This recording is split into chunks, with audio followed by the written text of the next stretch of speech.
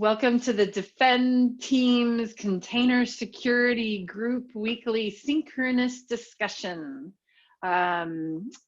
We have a fairly full agenda today, so we've extended our meeting to be an hour. I am going to let Sam take over. I apologize, I've been talking for like an hour and a half straight. So just looking at the agenda, it looks like we're going to be jumping right into planning breakdown, unless if Sam or unless if anyone else had any other discussion or questions that they want to talk about first. I'd say the only is Arthur, meet Alan. Alan, meet Arthur. Alan started while you were out, Arthur. Hey, nice to meet you. Hey, nice to meet you too. So Alan's been working on a lot of the threat insights with us, the work for the MVC for first class vulnerabilities up until sort of this week. And Wayne just explained to me earlier today that Alan's going to start to contribute here on the container security group long term. So we're excited to have you here, Alan. He can't get enough meetings with me today, man. Yeah, there's lots of them. All right. So unless if there's any other discussion, I'll let you take over. All right, sounds good. Well, just to dive right in, I guess, so really everything here that we're discussing today, currently I've slated for the 13.0 milestone. But I just wanted to start at the top. I ordered these in terms of like most well-defined to least well-defined, just so we could hopefully knock out these first ones and get them out of the way. So the first two are around metrics for Cilium and for WAF. Really, the issue here is that our usage ping does not collect any metrics for Cilium, and the metrics that it does collect for WAF are inaccurate. So in order for us to start measuring the value of these features that we've released, we need to start actually recording and reporting some information there. So I can share my screen and talk just a little bit about both of these. And Sam, can we talk about the WAF one first, because we've gotten a head start on that one? Sure. Thanks. Yep, they're pretty much identical, or very, very similar anyway.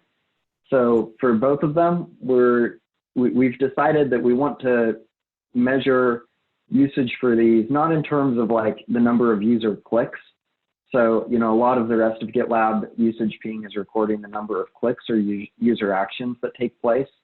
Kind of the analogy that I share in this case is like with a microwave. It makes great sense to measure the value of your microwave based off of how many times a user actually physically interacts with it. But for your home security system, or even for your network, router at home, the measure of value is very different from how many times you interact with it. In fact, in a way, it's a good thing if you don't interact with it a lot. Its value more comes just from the fact that it's on and functioning and working and, preventing bad stuff from happening. So again, for both of these, they're pretty much identical. We're looking for mod security, the total number of packets that we've analyzed, the number of packets that we've analyzed and found to be anomalous, the number of environments where it's installed and turned on, the number of environments where it's installed and turned off, and then the number of environments where it's not installed at all. And so we don't necessarily have to have all 5 of these as distinct statistics. If it's possible to derive some of these from other statistics that we have, that's perfectly acceptable too, as long as at the end of the day we have this information available to us in a reasonable degree that it's accurate. So again, mod security and Cilium, you've got the same list here for Cilium. So mod security, Alan, you've been looking into this one. I don't know how much time you've been able to put into it yet, but let's just focus on mod security first for Web App Firewall. What are your current thoughts on this in terms of, do you have open questions? Are there thoughts on how to break it down into, separate MRs, et cetera, et cetera? So I got one quick question about the total numbers of packets. Are we saying total number overall over the time or in the last 30 days, for example? I'm not sure if we remove some statistics after a certain amount of time, but maybe it would be better to keep the total number of packets that were anonymized or analyzed during the last 30 days. Yeah, so that's a good question. And I don't know how usage ping works in general, but most of usage ping, again, is monitoring user actions like clicks. And I don't know the frequency at which those are aggregated and then sent up. I mean, I suppose it's possible they send up a usage ping for each click, but I can't imagine how that would be scalable. There's got to be some function where they're already aggregating those up on, I don't know if it's an hour or per day or, but I would say just try to be consistent with the way that usage ping is working today. And again, I don't know how that is currently. It seems to be something that's not, that information is not well known at GitLab, at least not the folks. I've noticed some other folks having similar questions about other similar things. So I did post some links, Alan, in the issue based on some recent discussions. But I think you're surely ask your questions about how all that works. But you're probably gonna have to, I don't think anybody in Defend is gonna know the answers. Until you know, then you can educate the rest of us. Okay. I'll try to know. The reason I'm asking, because for example, for the statistics for WAF, like total traffic or anomalous traffic, I know that we are getting that from Elasticsearch. I'm pretty sure that we'll not have the data for let's say for a year. I believe the retention is like 90 days or something like that, but I cannot confirm that. That's my assumption. That usually how it is. You only have the statistics for the last certain amount of days. So I'm just asking how to make those statistics valuable for us and for the people that were actually concerned about them. So the first thing I would do is probably leave it as 30 days because we already have the service that is calculating all of that based on the last 30 days. So we could easily reuse it and then take a look if we need to extend it to take a little bit longer. Yeah, it's probably worth figuring out how the rest of usage ping works. I don't think it's a year, or it's probably like once a day would be my best guess based off of the data that I've seen. So in that case, we'd want to do, over the last 24 hours just to keep our statistic as consistent as we can with the rest of usage ping. But I think it's worth getting an answer to that question of how does usage ping work, rather than just putting something in there that's different and wrong, because, then we're going to surface up data that's just wrong and leads, I would rather take the time to get the data right and not have data at all than surface wrong data. Got it. Okay. So Alan, if you basically started, would it be fair to say that you've started work on this, or from a label perspective? Oh yeah. So I will move that. Probably I should move it to in-depth, right, in terms of workflow. That would be initial engineering work is complete and review process. I'd say ready for development. Oh, okay. Yeah. Yep. I'm just reading the definitions of the labels again. Yep. Yeah. We're ready for development. All right. Awesome. I actually had a question, if I can. Please. I haven't done any technical discoveries in terms of if some of the things are even achievable with our current capabilities. I'm specifically concerned about packet drop metrics for Cilium and WAF, because those are being collected by the environments we don't really control. In some cases, they will be installed, like let's say in terms of Prometheus, that will collect the metrics. They might be not even under control of us. They can be connected to the system as an external service. Have we discussed how we're gonna do metric collection in this case? This is the first discussion on this topic, other than between Sam and I. So not yet, but that needs to happen. So this is still. But you're already collecting those as part of container network security statistics to show that dashboard page. Yes. It's not in a way collected by us. If strictly speaking, what is happening is we allow users to install a necessary infrastructure, and then we allow users to send us information about this infrastructure, and then Based on that, we present data in both cases for WAF and Cilium, but we are not directly collecting anything ourselves. We don't store anything on our infrastructure. Everything is located in users cluster, and in some cases, even not in a user cluster. So I'm just concerned how we're going to do that. And on top of that, I know we discussed involved, but for Cilium, collecting on and off traffic right now is really problematic just because we are not having a state of that in the system. And I know Lucas did a lot of investigation in terms of statistic for mod security for installation, and he had quite a few problems. And I think right now it just works on a button click. So when the user clicks a button on installation of mod security in cluster settings, we send stat back into the GitLab analytics collection system. That's how it works. But at the same time, this won't work for Cilium again, because Cilium doesn't have a button right now. So my two question is, can we actually break down that without technical investigation? And second one, there is an issue for the Cilium. I think it's next on the agenda about getting an on-off states for Cilium. I think once we have those, it will be easy to collect metrics for installation for Cilium. So if I understand correctly, we should do turning Cilium on off first before we do Cilium metrics. Yes, and then we probably need investigation how we can collect stats, and even if we are allowed to collect stats out of users clusters.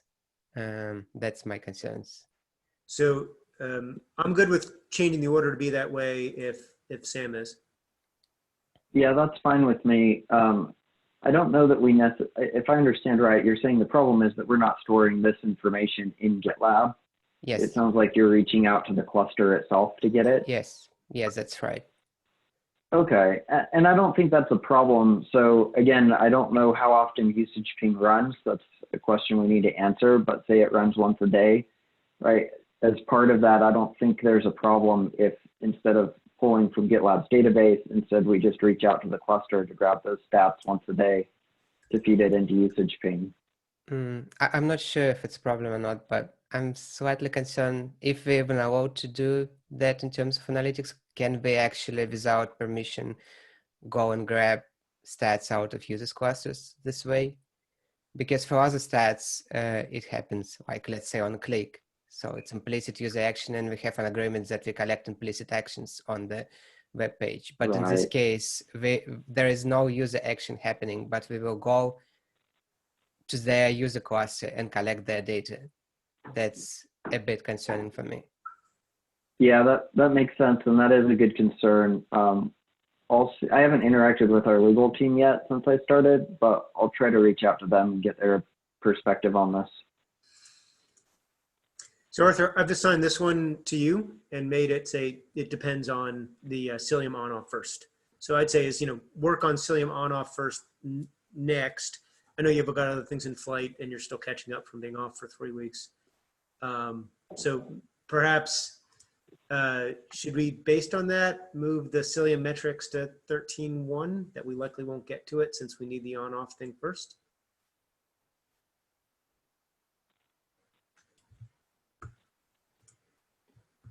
I'm sorry, I was typing. Was that a question to me, Wayne? I'm sorry. Really both you and Arthur. So I guess first Arthur. So Arthur, I signed it to you. I'm assuming you're okay with it, the Cilium metrics, but basically don't work on it until after we have Cilium on off planned out. And is that reasonable, Arthur? Yep. Yep. And then, okay, so is moving that to 13.1, the Cilium metrics, okay with you, Sam? So I don't think we should. I don't know that we need to move it to 13.1 necessarily, but priority order, it already actually is the bottom of the 4 that we have in here. Okay. I guess other than this, I'll move this one up. So it is now the 5 out of 5 priority wise. Okay, and I'll mark it as strict then. Cilium. I think we just have to put some of the stuff we discussed just a moment ago into the issue and just go and try to resolve it. And specifically, can we cross those boundaries in terms of permission and I will go and investigate. Can we technically do that easily?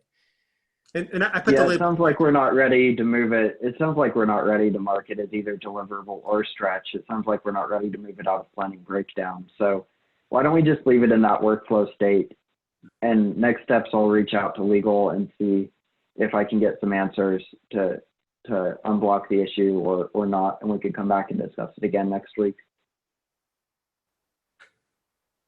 Sound okay to you, Arthur? If that's all right.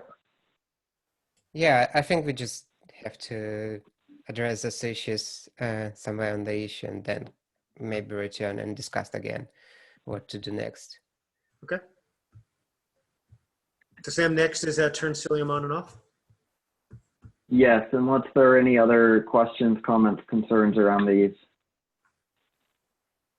No, the only thing I was going to say is basically what people said already. When I saw the MVC, I was thinking that maybe we could stick with the tracking on and off first as the MVC, and then having the usage ping as an extra issue. But that's more or less what has been discussed. Having what as a separate issue? I missed what you said. It's just that, for example, if you go on there was a list over there of the information that we are tracking. Oh, back here, I'm sorry. Yes.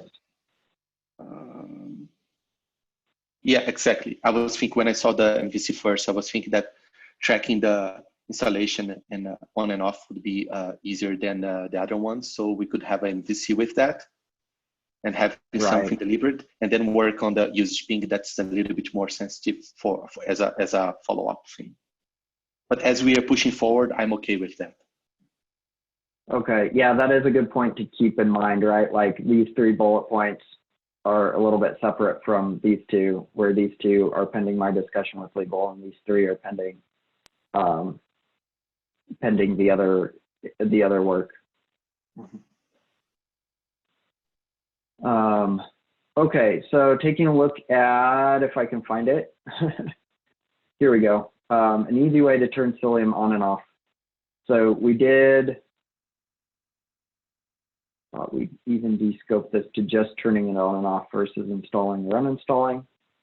Oh, I wanted to ask in this meeting, so one question I've had is, right now I have got this spec where we let users install and uninstall and then also either enable or disable.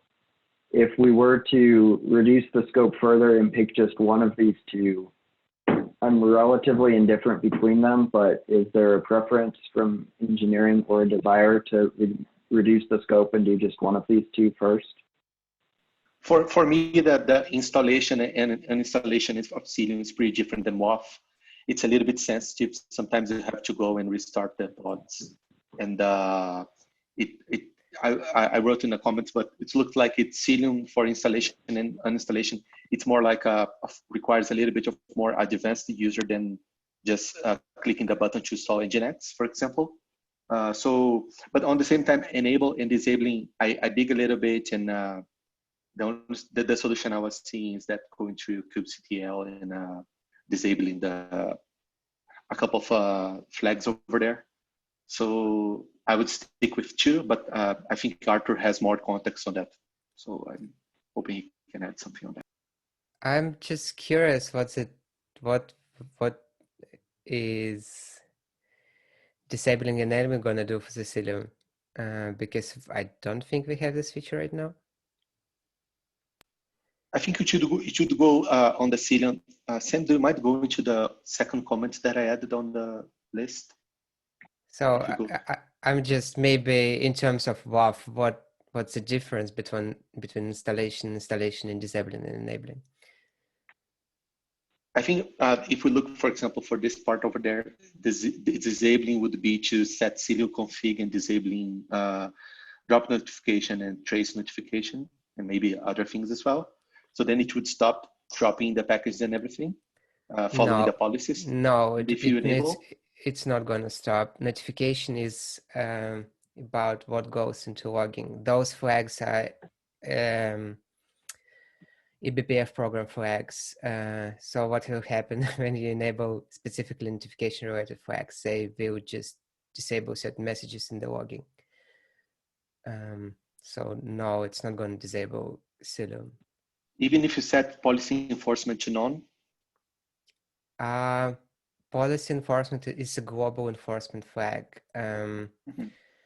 I would not usually disable it because it alters semantics of the Kubernetes network policies, and default is what we should use in most cases. Okay. So, I mean, my question is, I can understand what is install and install is, but what will enable disable will do for the user? What's the difference between those two things? Perhaps. So I know in That's- the config file, like you can have Cilium set to enabled or disabled. Maybe there isn't a difference, but is it possible for it to be installed but disabled, or is that not possible with Cilium? With Cilium is it's really hard to do. Those flags that you saw, it's just the way we code them in the config files. They will translate, like I think you're talking about YAML files that control cluster application installations. Those flags may be just not precisely worded, but they will essentially install and uninstall Cilium from the cluster. They don't have disabling capabilities. And to answer your question, if it's possible or not, it's really hard to do because Cilium installs CNI plugin and reconfigures your Kubernetes cluster to use it and forward everything to Cilium. So disabling it means reversing those features. And I don't even think Cilium can do this right now. I need to check that. Okay, so it sounds like it would make more sense if I edit this and remove number 2 and we just focus on either having it installed or uninstalled. Is that fair? Yes, I think semantically for the Cilium, those two will be close anyway. I mean, in uninstallation, installation, and enabling, disabling. So I would just leave one of those. I'm good with that as well. Okay. And Arthur, I'm going to assign this one to you to break down further. But assuming you wanted to work on this one. I mean, I'm fine to share with anyone. It's not like I want all issues. But yeah, I also have concerns about this one because you probably all know that we depend on the cluster applications with Cilium, and those are under control of different group. And I went and checked. They're working on the returning the state of the installation, but controlling installation from the UI is really complicated. I'm not saying that we shouldn't do that, but if we will go, we essentially will do a lot of investigation and work that naturally will belong to the orchestration team. So I'm just curious, do you want to do a heavy tasks for another team just to make our feature work? So I don't have a problem doing work in their space, right? I mean, we would be the ones doing the work, even though it's in the area that they own. Like, I'm fine with that. I just want to make sure that we get the experience right. And I know Andy provided, 2 different options for us. And I'm a little bit unsure, how to proceed. Wanted to get feedback from everyone here on, the preference between the two. The one option here where we're showing it in, the operations Kubernetes page, there's the install, uninstall. It seems like there's pros and cons, right? On the one end, it's a positive because you've got it in the same place as mod security. But, I don't know. I'm just looking for some feedback there. I mean, either way is fine. The first one with the cluster settings, I think that's what we use right now, and think it will be better to stick with that. This interface will be in place.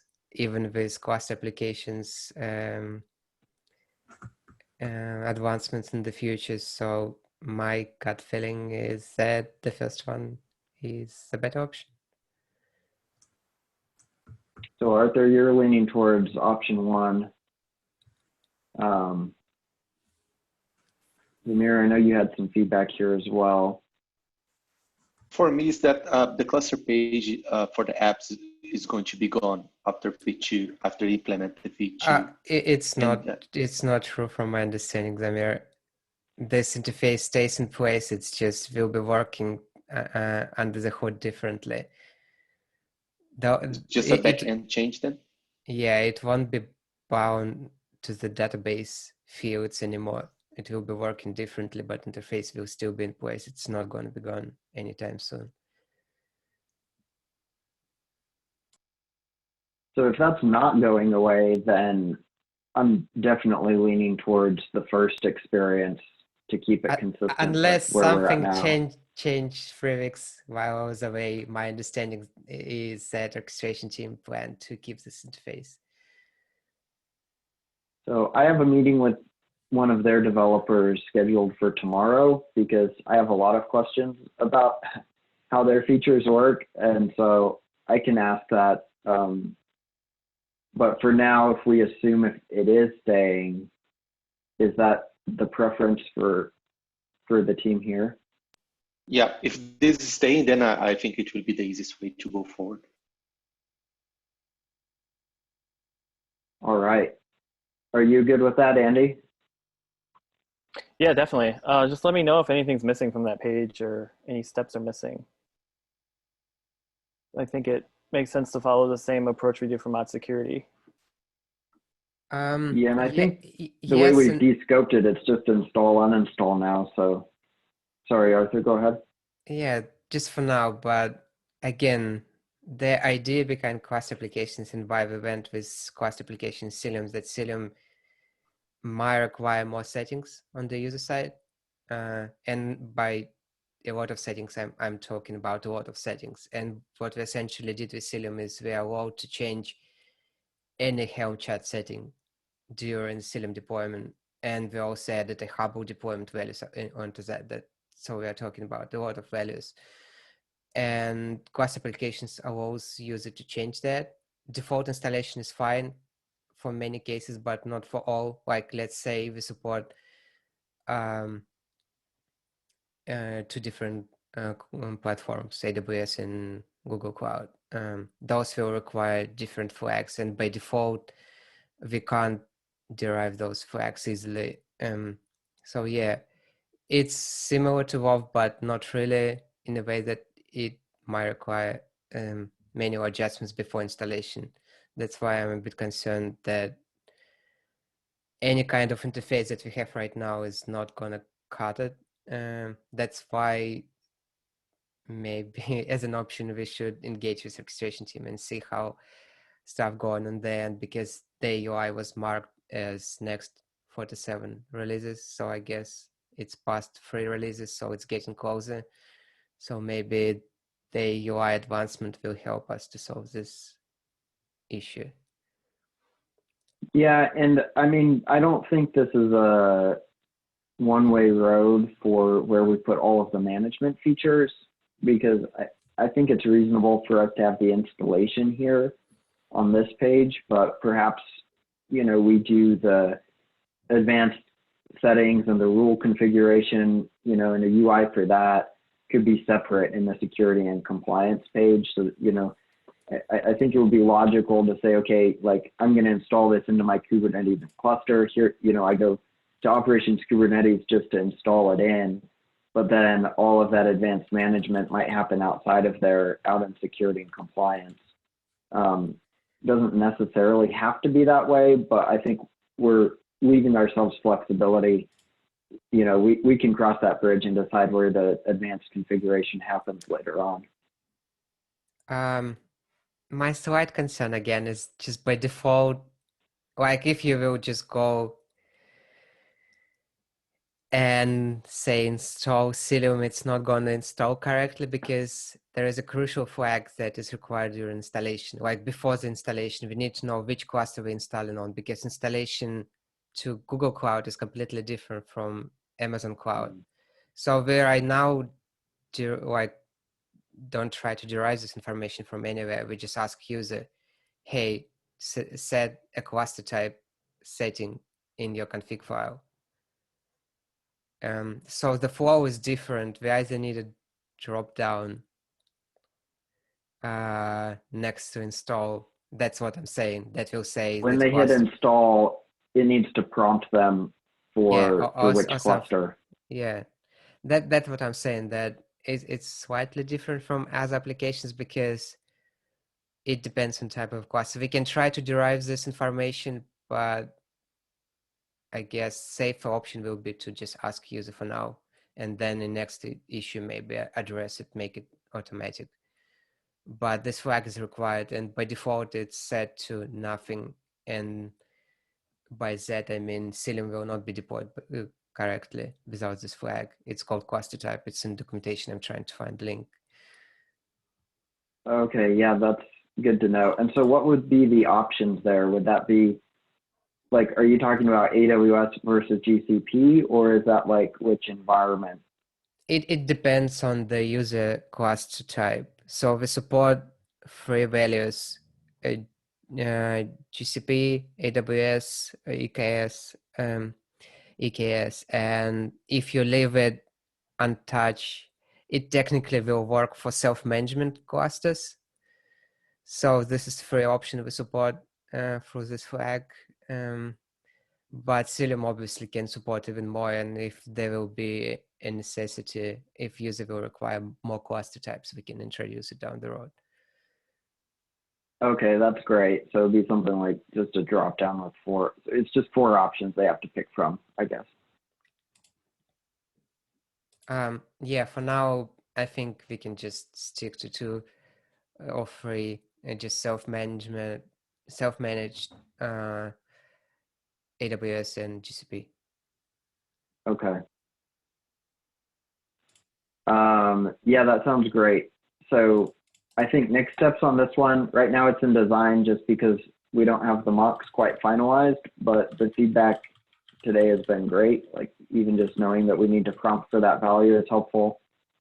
So it sounds like we decided on option 1. Next steps, I think Andy, it will be on you to further the mocks here, and then maybe we can bring it back again for the next meeting. And at that point, it should be pretty much done and ready for grooming, I think, by next Tuesday. Does that sound good to everyone? I would encourage to engage with the orchestration team because it's heavily in their domain. And again, they're like working with us in parallel. At least I know that state values are being worked on by Tong. So either just engage with them to not duplicate the code, or at least get the direction that they're going, so we could align our code with their ideas. Yeah, that sounds good. If you'd like, Arthur, I can even add you to the meeting I have tomorrow. It might be good to have you on there too, so you can ask some of the more technical questions. Yeah, I think it will be good. Okay.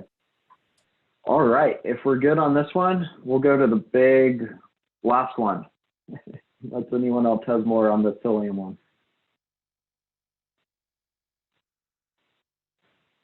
All right. I'm going to take silence as a no.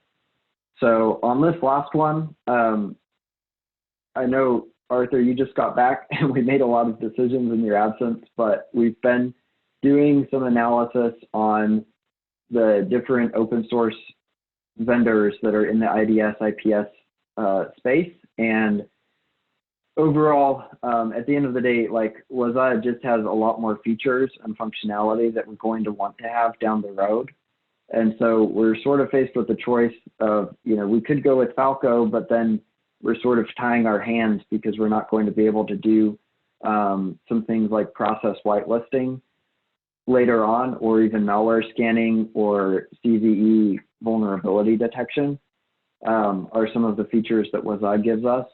And so far, I've been doing a problem validation iteration and interviewing both customers and just participants who are qualified security personnel.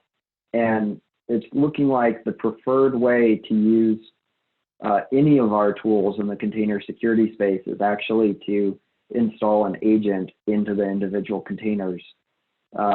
Just because that way they don't necessarily have to even give us credentials into their Kubernetes environment. You know, we're not installing a Docker sidecar container, but they feel like they have more control if they just install an agent, because then they're not giving GitLab any credentials at all. So that certainly is looking like the preferred route. Let's separate out, if we get the why on Waza, if I'm saying it correctly, versus Falco, and then let's talk about the how.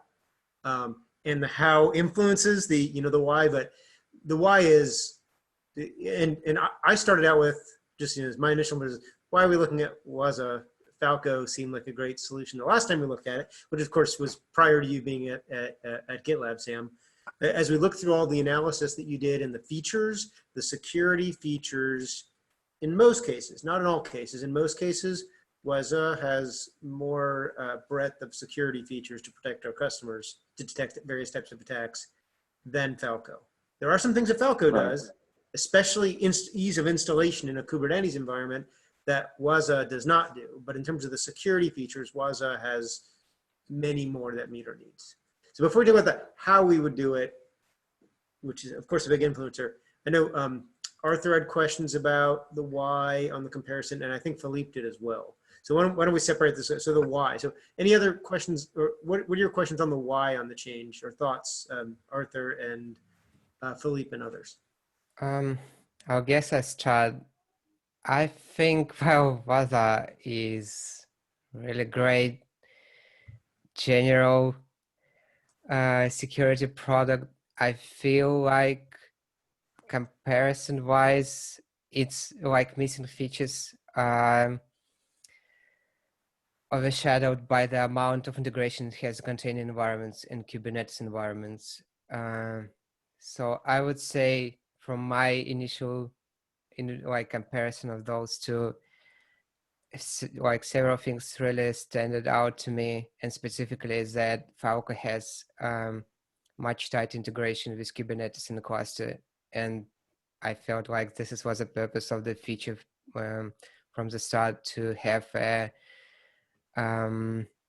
security product that is have a tight integration with those environments that we are targeting. I'm talking specifically about the default rules that are being shipped with both products. Again, Falco has support for Kubernetes audit and support for various container environments. That is really important for us because we can't just support Docker because Google's Container OS supports CRI-O, and I think they're moving it into the default container provider in the future versions. On the other hand, Waza has really basic Docker related rules, and you can write Python scripts for the Kubernetes audit. So it's really lacking in terms of default shipped rules. Again, the rules are investigated on both sides.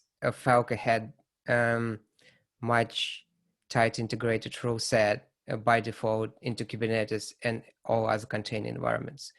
On the other hand, Waza just provides you lots of generic application related tools, and I'm talking about Exchange Server or Nextcloud and other various applications that we are not planned to support, and we are not interested in those rule sets at all. Then again, problem with installation. It seems like Falco again provides probably the best capabilities up there. It provides a really great Helm chart.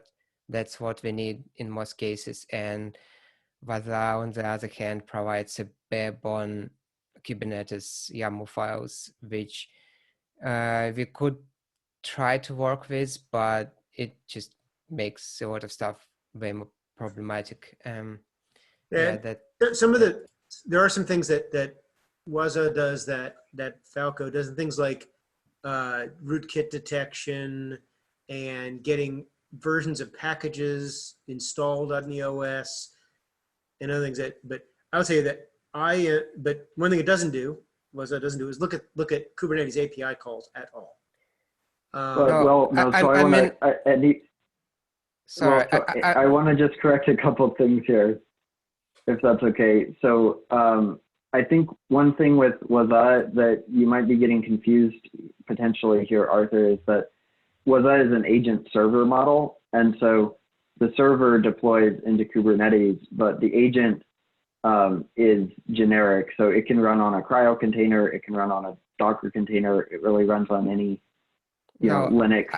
I'm not talking about that. If you go into the rule set that provides this, it does not audit anything other than basic Docker container. And even for Docker container audit rule set, you need a third-party dependency. On the other hand, Falco does audit for any type of container environments. And this is in default set. And I'm talking about, like, let's say someone tries to spawn an additional container in your environment. With Waza, you can only detect such cases for the Docker environment. With Falco, you can detect spawned containers for CRI-O and runC. Both are really viable container environments in the current Kubernetes-like environments. Yeah, I mean, I guess I'm willing to accept those limitations in exchange for the other features that Waza gives us that are missing from Falco.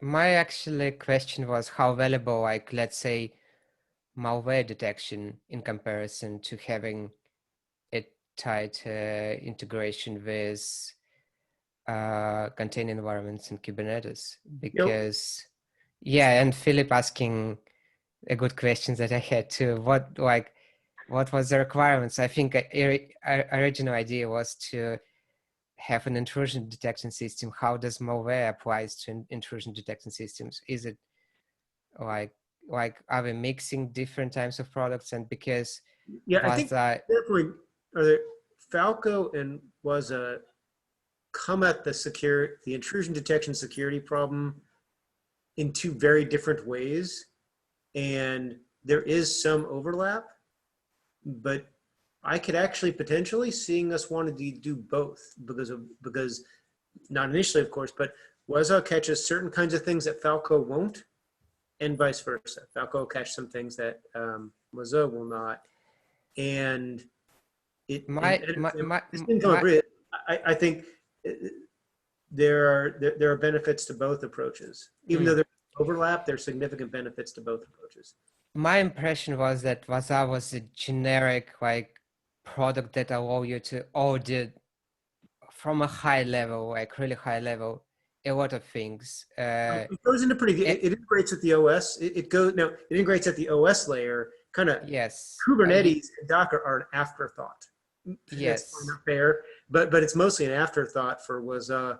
That actually goes down to the question of, I know that we could do Falco in terms of making it so that it could integrate into the Kubernetes environment, because that's what it's designed to do. Waza is a different kind of animal, is that it has to be installed on each container, in each OS, in each container, in order to provide value, both install and have configured to talk to the Waza server. Yeah, and that's very different than what we do today. Not different bad necessarily, but very different. Yeah, that's another thing that's really concerning to me. Like the architecture decisions that Falco did is, again, much better suited to the cloud and container environment specifically. And on the other hand, again, Waza is just a generic agent that can go and you can say to the agent, check the log file and extract particular information. That's how Docker integration works. Check file consistency on the disk. Those features work for any kind of application and any kind of operational systems. That's why Vaza has so many operational systems in support. But Falcon, on the other hand, is again has a tight integration with our environments and its cloud environments and its container-based environments, and a lot of things that Falcon does out of the box will be slightly, if not really, like much harder to achieve with Vaza. And you can go, like, there was a link, I think, in comparison document for how to do a Kubernetes audit. And there was like whole documentation post about Python scripts that you would need to write just to extract information in from the Kubernetes. A question, Arthur. One thing that and for everybody, but Arthur, you've been part of the conversation lately since you're on vacation, is one key thing that Sam liked from a customer requirements perspective on Waza versus Falco is Waza can, if it detects with a rule that something looks bad, it can block it from occurring in addition to detecting it. Can Falco do the same? I didn't find documentation saying it could, but I wasn't as thorough as I could have been. I don't know. I didn't check. It was a good thing. I was thinking about that for a while yesterday, and at the evening it just hit me. Can we actually do meaningful blocking with ideas? Like, let's say you can. From my experience, you definitely can. Now there's like I mean, I have a good example. Like, let's say someone is trying to, I don't know, reconfigure your Kubernetes clusters to use a different CNI plugin. What you're going to do in this case? How would meaningful blocking will work? Do you block API calls in Kubernetes? I don't think it's possible. There are similar situations for container environments. Like, let's say I'm trying to open specific pods in Docker container. How would you gonna block me? How would Vaza block me? I highly doubt that Vaza would be able to do that. So on paper, I can see how they can do it for certain things like disk file changes. That's all fine. I'm pretty sure. I think Waza can do things like that because it assumes, now in some cases it assumes for blocking that the attacker doesn't have root. They have some level of permission, that is not as privileged as root. So since Waza runs in the kernel or at root level. So there are some things that Waza surely can't block everything, but it can block some things. Like, you mentioned files changing. I'm trying to think of some other examples. Not only files changing, but certain files being installed. They hit known signatures like that are for specific malware. Now, attackers can evade that, of course, if they're crafty. Yeah. But many attackers are very crafty. Many are not, and it can actually stop that program from running before it runs when it detects it trying to run. That's all fine, but what if this happens in container environment? What the value, like, I mean, if Vaza, if you even can find that I'm trying to spawn a root shell or change the files inside the container, how would Vaza react to that? Can it block that? Because in our situation, I believe not, because Docker integration is based on log files. I don't think it can go and say, hey, Docker, don't allow to do that.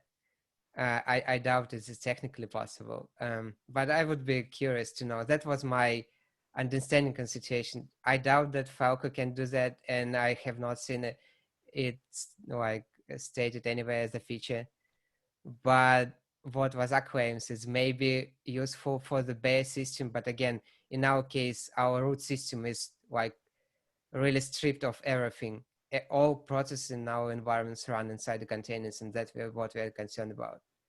Like, it doesn't matter how many features you have for the core system.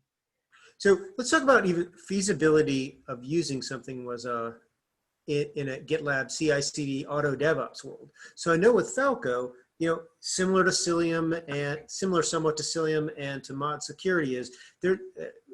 It directly fits into, you install those two into the Kubernetes infrastructure, and it integrates with Kubernetes. More Cilium than Mod Security. Mod Security is thing that goes inside the ingress controller, which is part of Kubernetes infrastructure. With Waza, while the management server or the server software can run in a container, just like just about anything can run in a container, it integrates with the operating system that the containers are running. So to do this with Waza, we'd either need to change the operating system in the containers that are being deployed, or add something to add the agent, or be able to give Waza the ability to SSH to each running container so that it can either install or monitor that way. It has both options. That is very different than what we do today.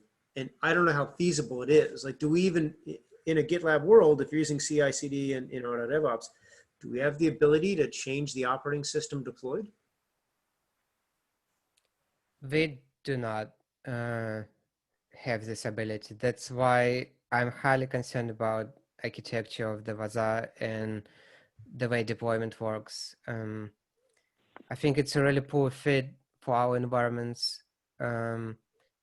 I would need to investigate this thing way more, but I'm pretty sure we can integrate with it, but it's just will create so many issues on our end.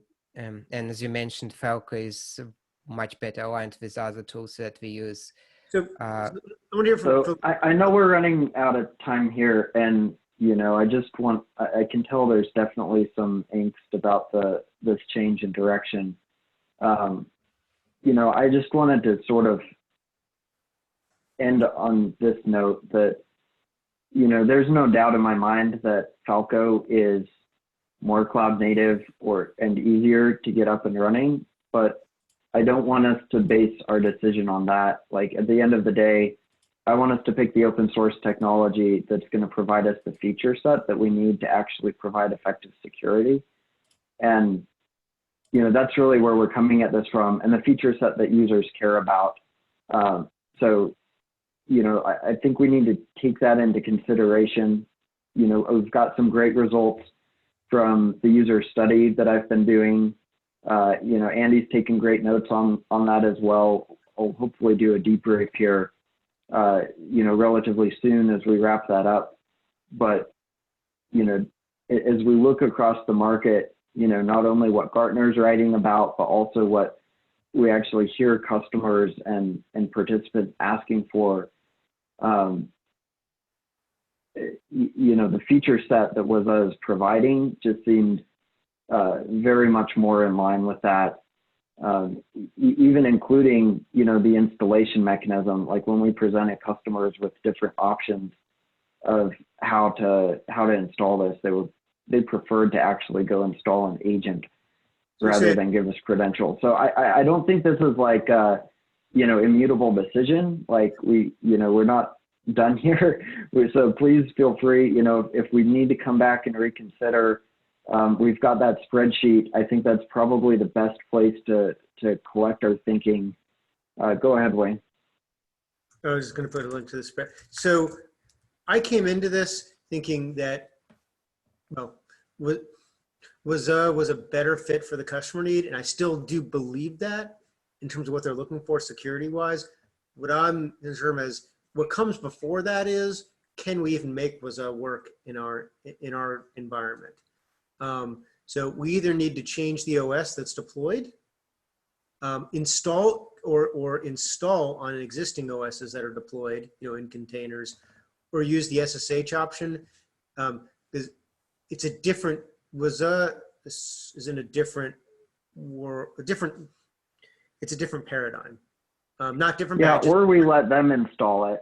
So, one participant that Andy and I talked to, they were using, I believe it was Cisco's product. Anyway, they just provide them an agent. They say, here's an executable, and then they go work that in to their process to put it on all of their containers themselves. Maybe we make the Waza server container an installable application, and the customer's job is to put the Waza agent on all containers that they're running and configure it to talk to it. Right. Also, the more we think about this, the more I think that they're not competing solutions for our customers' needs. They're complementary. That we may actually want to go, yes, Philippe, both. We may want to, we may actually want both because they both approach the problem in different ways and cover, there is some overlap in what they cover, but there's actually less overlap than I was even originally thinking. So I think the next step on this, we need to continue discussing this, not now, of course. So let's continue discussing asynchronously via the issue, comments in the issue. Yeah, We should discuss it again next week. And I think the next step would be is, what is even the feasibility of the Waza agent getting onto the each container's OS? I'm just curious, should we just move the spreadsheet into the issue for the visibility? Because I was really confused yesterday. I tried to find information, it was not on the issue, and the issue right now looks like there was a person, I think he's not a part of the GitLab, he was asking about the decision, and it looks like we made this switch like completely without any discussion and overview. So I think it would be really good to move the spreadsheet to the issue so we could all comment up there. Yeah, it was discussed. It just, it's only things that Sam and I have been discussing over the last week. So, so the spreadsheet, I just linked it to the issue earlier today. So, but yeah, so there's been a lot of discussion with Sam and I, but didn't expand it to the whole group until today. And we should do it more asynchronously and more, more transparently. I agree. But we're just at the beginning of the discussion, so it's not too late to be doing that. It's maybe a little bit later than we should have in hindsight, but it's still a good time to be doing it. So, yeah, Sam, do you have any concerns with opening the spreadsheet to the issue and making it public, or would you want to do a summary of it, perhaps? So I'm not sure that that's something we necessarily want to make public, but at least we can put it on the issue and discuss it internally. Yeah, I have linked it to the issue. I kind of disagree with this approach. It was the same, like we had similar situation with Cilium versus Calico, and it was exactly the same situation in terms of discussion. There was a disagreement, and the only way we managed to move it forward is to openly discuss, make a comparison, and get to the decision. Right now, there is no, like, working with spreadsheets, I guess, Philip might correct me, but it's against the rules. And also, I much prefer to discuss it on the issue. It's much more, provide more visibility. Arthur, from your current understanding and opinions, why don't you put here, what are your concerns as a summary? Put that in the issue, and then we start from there. Does that seem reasonable? Yeah, but again, it will be just cherry picking from the document. What's the point of it? Why not just move the stuff out of the document into issue and just comment from there? Wouldn't it be a better approach for us? I can do either way, but if it's already contains pieces of the spreadsheet, why not just do everything?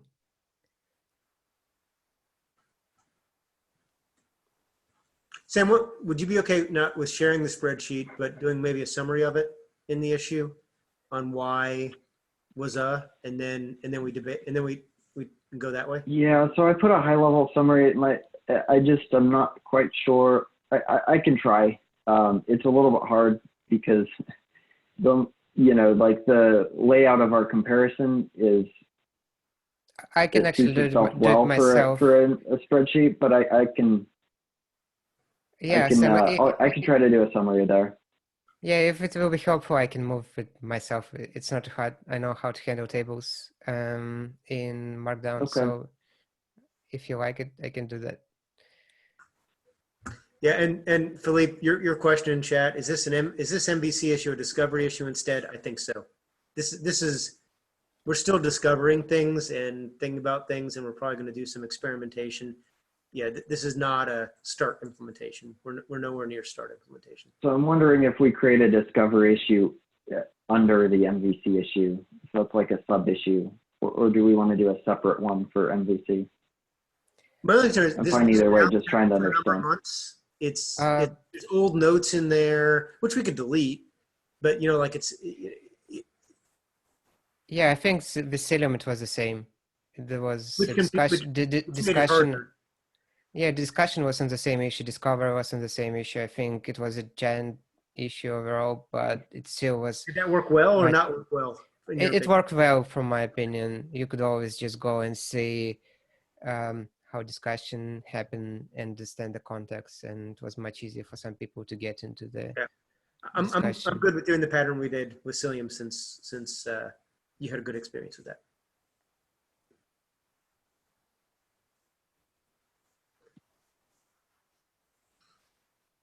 So Okay, so we'll keep this issue as it is, and it'll encompass both the discovery and the MVC down the road.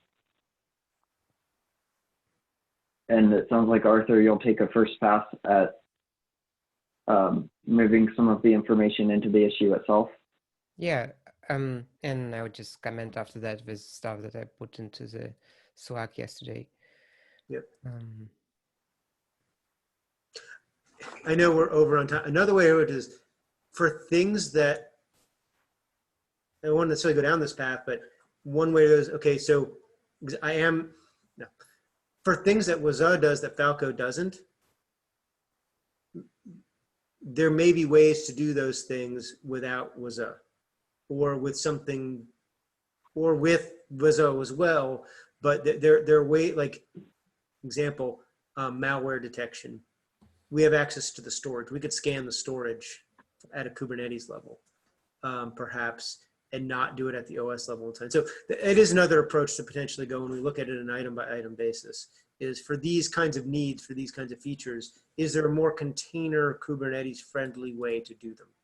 I don't want to say jump to there that's what we should do, but it is some way to consider. So we're way over on time, but I think it's been a great discussion.